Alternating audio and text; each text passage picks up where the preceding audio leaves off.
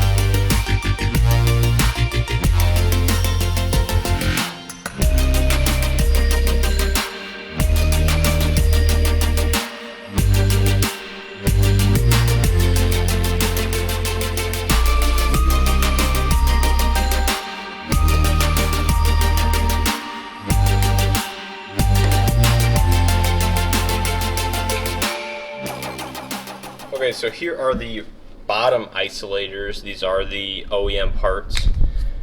So those go on the bottom of the spring, and then there are the Megan Racing springs. As you can see, the coating is pretty much completely gone on these things. The whatever coating they use was not so good against the elements here in the Midwest. Rear shocks, really good shape, nothing wrong with those.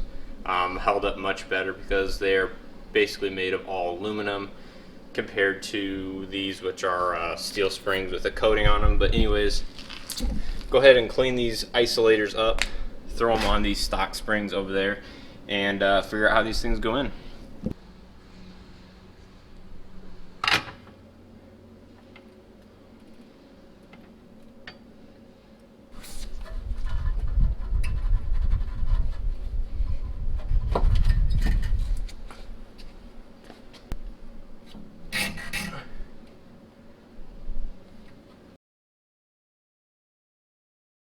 Alright, so I think we have totally hit a snag for the rear suspension, and that is I don't have the top OEM rubber isolators for the springs.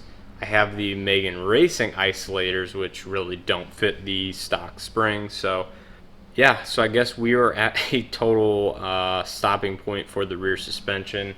I googled the part number and it shows the Veloster, Elantra Sedan, Coupe, GT all share the same isolator for the top. So in theory, if I could find one off of one of those models, then I'll be good to go.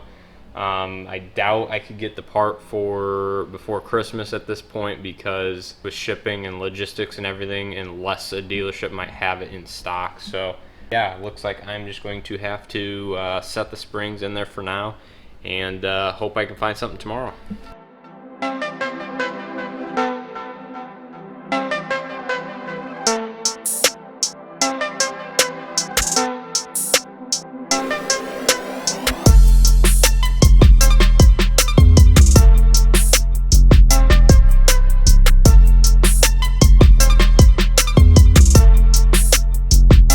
So it's been several hours since you guys have seen that last clip, and I have a update. This passenger side is being a total nightmare to do. But anyways, here's a little illustration why. So here is the lower mounting bolt, just the regular OEM bolt from the factory, and here is the camber bolt. And this one actually came out without any problems. As you guys can see right there, there's the lobe in the middle to adjust the camber and everything like that. And this one's just a standard bolt. Well, on the passenger side here, standard bolt came out no problem. You know, a little rusty, but nothing big, nothing to be worried about.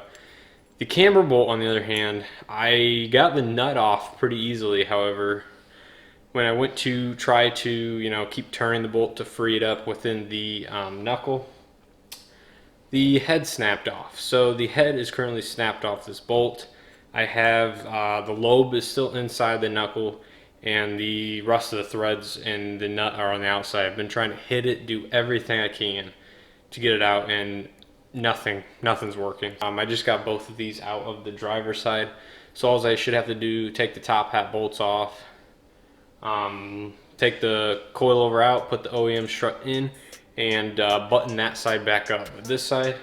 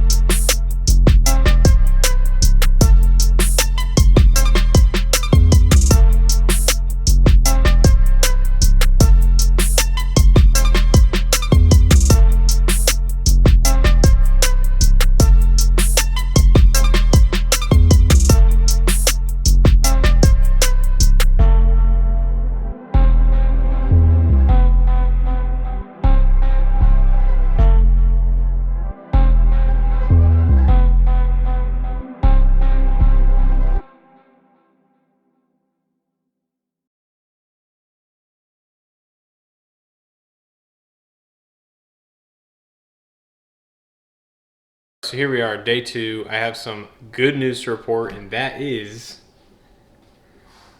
the bolt I was talking about being seized and stuck in there. Well, thanks to this guy right here, we got it out. Here's what it looks like. Now, I told you guys the head snapped off yesterday when I was using a breaker bar. So this is the camber bolt. As you guys can see, the lobe right there. And what I did was finally, I was like, I had this nut partially on there, but then I was like, well, why don't I just use a little bit of leverage and just start tightening this nut with the impact against the strut on the car and hope that it would help pull it out the same way. And that's exactly what it did. So I'm a little disappointed in myself that I didn't try that earlier, even though I did think of it. But anyway, I'm just happy to report that that nut is finally out.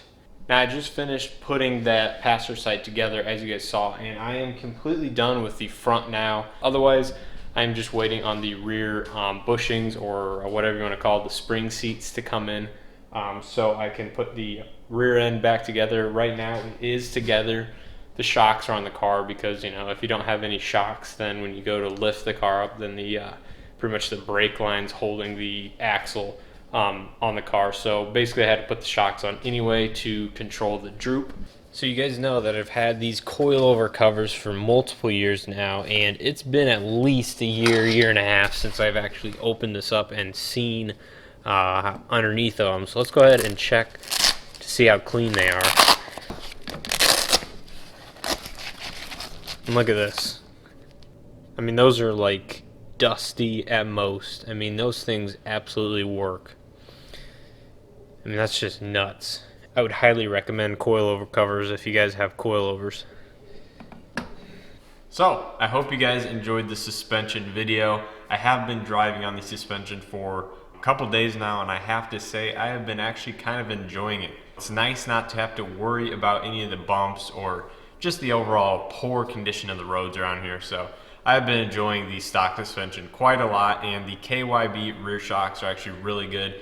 No complaints there. Overall, my worst complaint of the stock suspension is just how mushy and soft it is, but it's definitely a stark difference from the GT Sport that my mom has, or even the new 2019 and up N line. So I think those cars are definitely a lot more planted and have a nice dynamic feel versus my Elantra GT.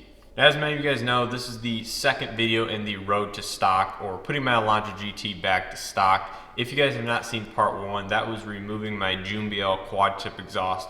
I'll go ahead and leave a card in the corner if you guys want to go and check that video out. And I should have posted a video of why I'm putting my car back to stock by the time I upload this video, so make sure you guys go ahead and check that one out to get a little background as to why I'm doing this to the Elantra GT. So once again, I hope you guys are enjoying this series of uninstalling all the mods on my car. I know it's not as exciting as adding to the car, where I'm just taking everything off now. But anyways, I hope you guys are enjoying it. If you did, please hit that like button. It really helps me out. Also, subscribe if you guys are new to the channel. Hopefully there's some big things coming for 2020. And with all that being said, I'll see you guys in the next video.